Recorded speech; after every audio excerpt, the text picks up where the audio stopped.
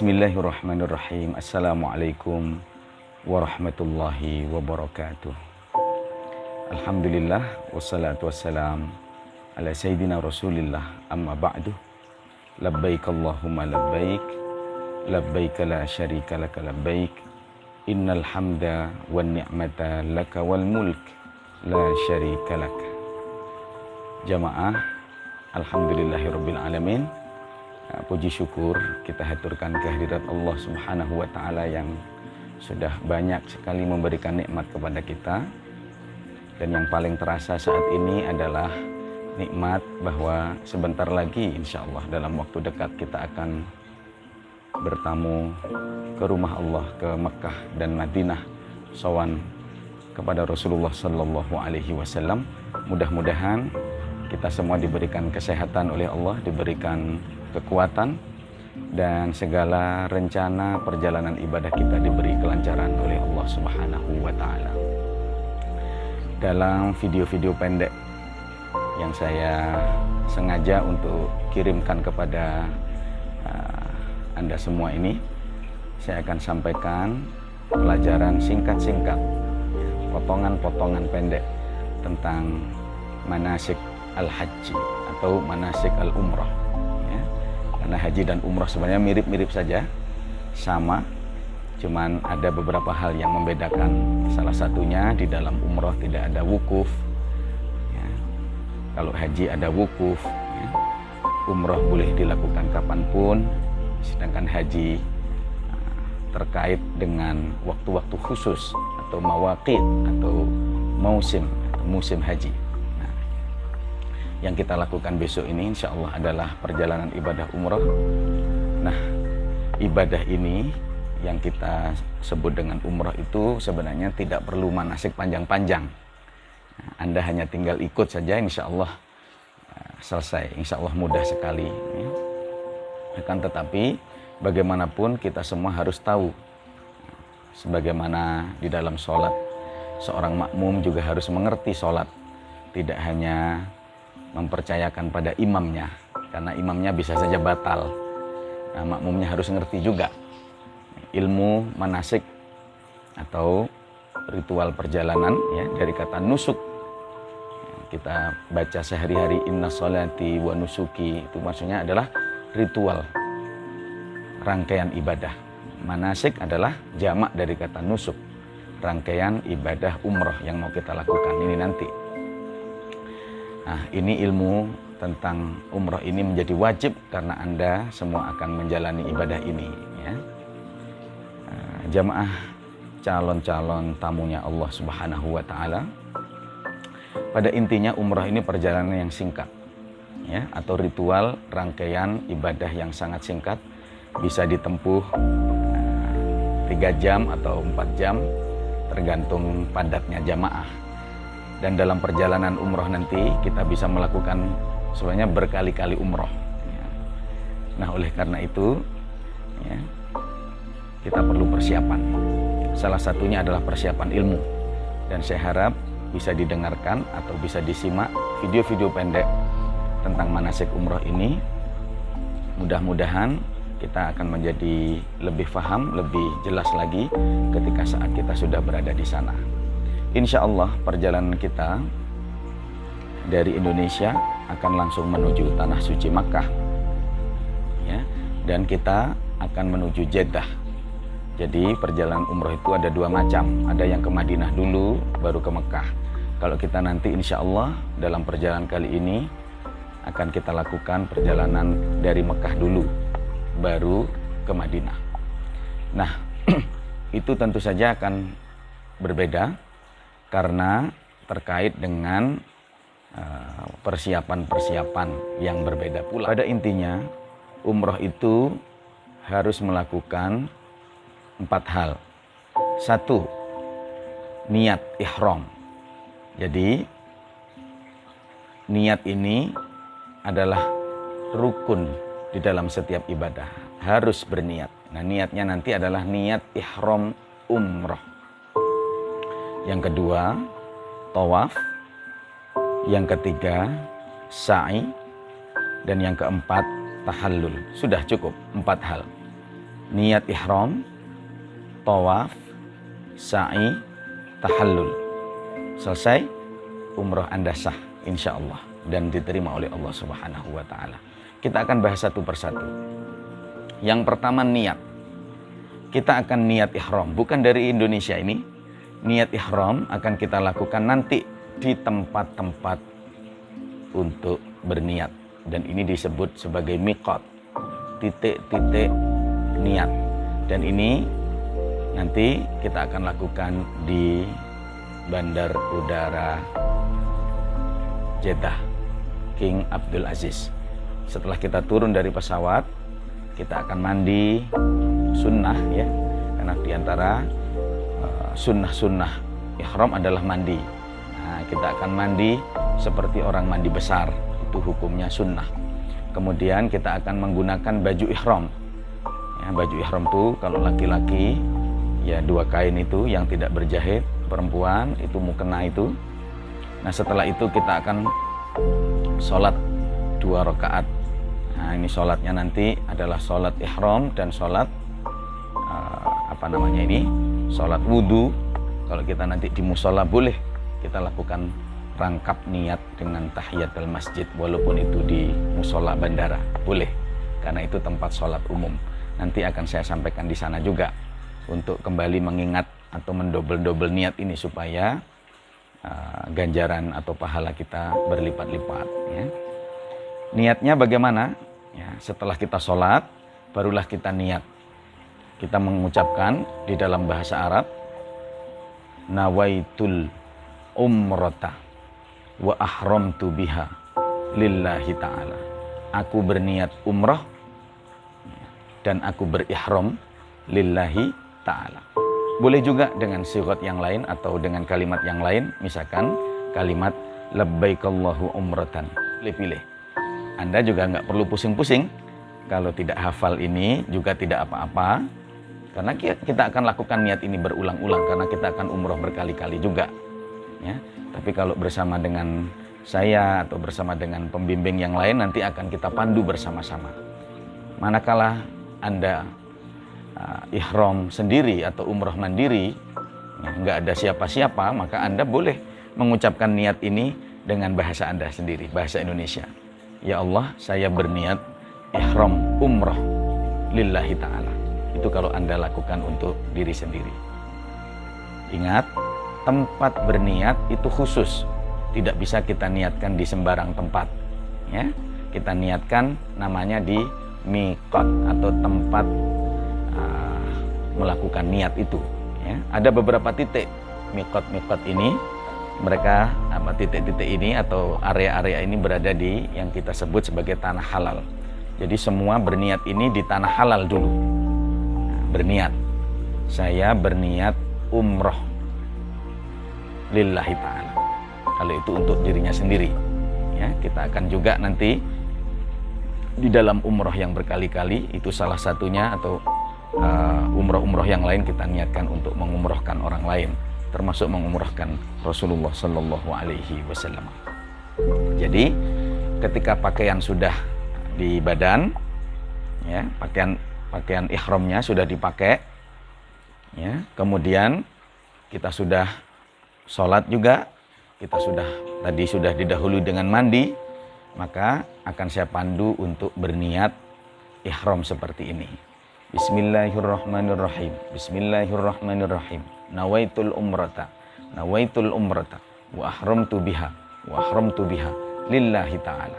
Nah, atau bahasa Indonesia yang seperti tadi, saya berniat ihram umroh lillahi ta'ala. Maka setelah umroh ini atau niatan umroh ini dilakukan, disampaikan, berlaku untuk Anda larangan-larangan ihram ya. Ihram itu adalah niat ya. Sebagaimana kita di dalam sholat ada takbiratul ihram, yaitu berniat sholat ya. Maka ihram itu berarti mengharamkan diri dari hal-hal yang asalnya halal. Kalau di dalam sholat ya, yang asalnya halal adalah makan, bicara. Ketika kita sudah Allahu Akbar, maka makan itu nggak boleh lagi, bicara itu nggak boleh lagi. Sama ya, yang tadinya halal itu nanti menjadi haram ketika Anda sudah berniat ihram. Apa saja hal-hal halal yang tadinya boleh kemudian menjadi tidak boleh Anda lakukan ketika sudah ihram, ya. Ini diantaranya bagi laki-laki menggunakan pakaian yang berjahit, nggak boleh. Kalau perempuan ya harus berjahit karena dia mukena, ya. Kalau laki-laki nggak boleh lagi menggunakan pakaian yang berjahit. Ingat-ingat nih bapak-bapak nih, jangan sampai memakai kaos dalam. Kalau itu kelihatan ya, singlet itu jelas dibuka. Tapi celana dalam seringkali lupa. Ini nggak boleh dipakai. Termasuk bagi laki-laki, ya, itu menutup kaki dengan sepatu atau dengan kaos kaki. Jadi persiapkan ketika pergi menuju perjalanan ihram umroh, pastikan Anda menggunakan sandal, bukan sepatu, juga bukan kaos kaki, ya. Nah, pakai atau bawa sandal yang sekira terbuka, bukan sandal selop. Itu supaya menambah keabsahan. Walaupun ada yang mengatakan sandal selop juga boleh, ya. Gunakan alas kaki yang terbuka. Ini bagi laki-laki, ya, dilarang memakai pakaian biasa. Jadi sejak di bandara nanti Anda sudah harus hanya menggunakan 2 helai itu saja, atasan dan bawahan. Nanti akan ada peragaan untuk bagaimana cara kita menggunakan busana ihram. Kemudian kita dilarang apa? Yang laki-laki memakai kaos kaki yang menutupi tumit. Yang menutupi itu nggak boleh. Kemudian kita juga nggak boleh pakai kopiah, termasuk juga pakai serban yang menutupi kepala, ya nggak boleh.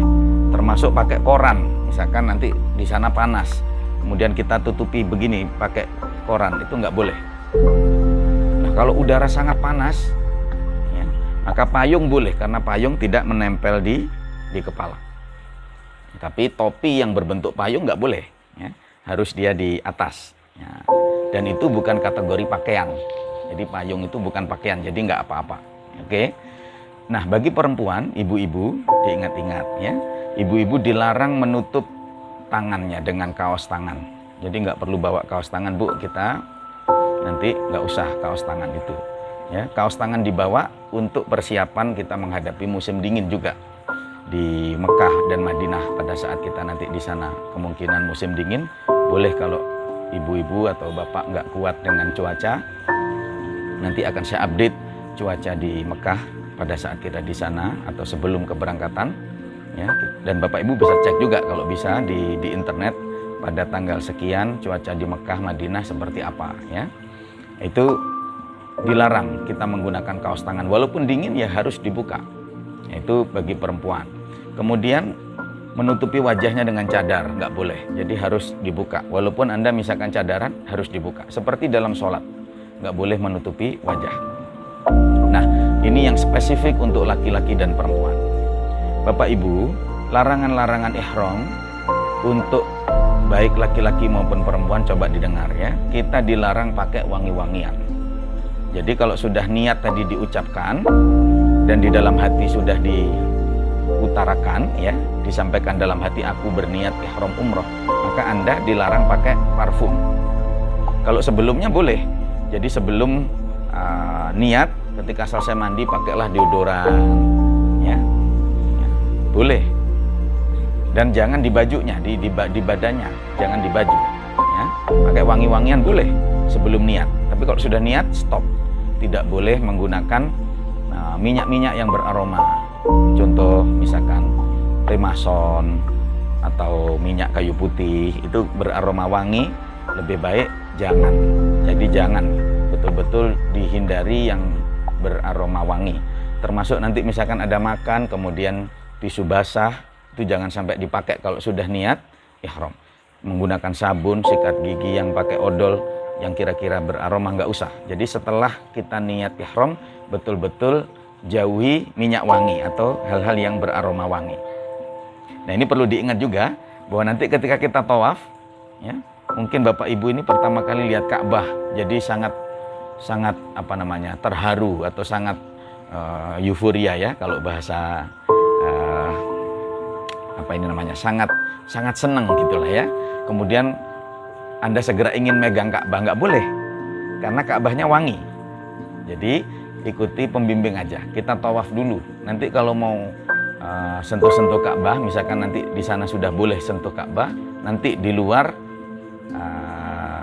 ritual umroh. Jadi di Masjidil Haram tidak hanya umroh, kita bisa datang untuk sholat aja ya.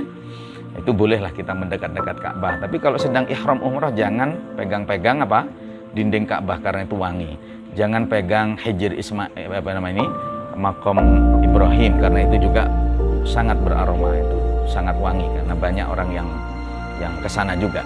Jangan terbawa oleh suasana karena orang rame. Jadi terus setia kompak dengan grup kita saja nanti ya, supaya menghindari sampai terjadi larangan-larangan ihram yang kita lakukan. Nah, kemudian yang dilarang lagi untuk baik laki-laki maupun perempuan, potong kuku. Dilarang cabut rambut ketiak ataupun rambut-rambut yang lain, nggak boleh.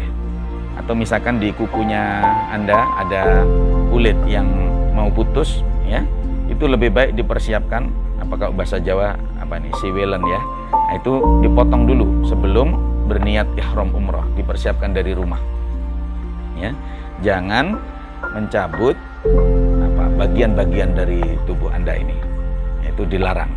Kemudian kita dilarang, kalau ini jarang terjadi ya, berburu, membunuh hewan, mencabut tumbuhan atau memotong tumbuhan.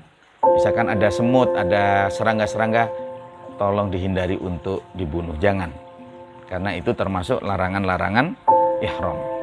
Kemudian kita dilarang akad nikah ya, baik laki-laki maupun perempuan, mau yang qabil tuh maupun yang dinikahi dilarang. Menikahkan juga nggak boleh, misalkan ada kiai atau penghulu menikahkan saat ihram nggak boleh. Nah, kita tentu saja dilarang bercumbu, bersetubuh dengan istri ya, atau dengan suaminya, nggak boleh. Bermesra-mesraan nggak boleh. Jadi hati-hati Bapak Ibu yang pasangan pergi umroh dengan istrinya, kalau pengantin baru ini gitu, hati-hati ya, nggak boleh kita bermesra-mesraan di sana pada saat niat niat ihram dilakukan. Dan kita dilarang juga berkata kotor, mencaci, bahasa Jawa kita mengumpat-ngumpat, misuh-misuh, tidak boleh. Nah, hati selalu dipenuhi dengan rasa syukur karena dipanggil oleh Allah SWT. Dan ketika kita sudah berbaju ihram dan berniat ihram, maka kita disyariatkan di dalam agama untuk mengucapkan talbiyah sebanyak-banyaknya sampai kita berada di Masjidil Haram. Jadi ingat ya Bapak Ibu, kita sekarang bahas niat beserta konsekuensi yang harus kita jaga. Kalau niat ini sudah diucapkan, maka Bapak Ibu kondisinya sekarang ini muhrim. Muhrim itu artinya orang yang ihram. Ya, kalau orang yang haram dinikah itu mahram. Nah, ini sering salah juga. Orang yang ihram namanya muhrim. Sedangkan orang yang haram dinikahi, yang kalau disentuh nggak batal itu namanya mahram, bukan muhrim ya, tapi mahram. Nah, ini supaya kalau kita sudah muhrim, maka ketika niat sudah disampaikan, maka kita talbiyahlah dari Bandara King Abdul Aziz itu sampai tiba di kota Mekah. King Abdul Aziz ada di Jeddah. Itu perjalanan kira-kira 1 jam, 1 jam setengah ya, hingga tiba di kota Mekah. Kemudian kita nanti selesai perjalanan, kita masuk hotel dulu, menata koper dulu ya. Tapi hati-hati, larangan sudah berlaku, jadi nggak boleh lepas-lepas baju ihram maksudnya. Mukena ibu-ibu hati-hati, nggak boleh, karena kondisi kita saat itu sudah capek ya. Itu bisa jadi melihat kamar itu sangat nyaman, terus lepas-lepas segala, nggak boleh. Tolong dijaga ketika kita di kamar mandi ya, untuk selalu perhatian dengan baju ihram kita, jangan sampai dilepas-lepas ya. Ya, nggak usah mandi lagi, nanti mandinya sudah di bandara. Dan kita bukan istirahat itu, sampai di Mekah kita akan langsung melakukan koordinasi untuk bersama-sama kita jalankan ritual umroh yang 4 tadi, yaitu kita sudah niat, kemudian kita akan langsung tawaf, sa'i, kemudian tahallul. Selesailah ritual umroh kita di saat itu, dan kita yang tadinya nggak boleh menjadi boleh lagi. Kita akan bicara tentang tawaf di video pendek berikutnya. Mudah-mudahan ini bisa dipahami. Kalau tidak bisa dipahami atau ada hal yang ingin ditanyakan, bisa langsung menghubungi saya, baik di tanah air ini maupun nanti ketika sudah di sana. Saya bersama tim kami semuanya mutawif siap untuk membimbing, menemani ritual ibadah panjenengan semua. Mudah-mudahan mendapatkan umroh yang makbulah. Amin ya rabbal alamin. Wassalamualaikum warahmatullahi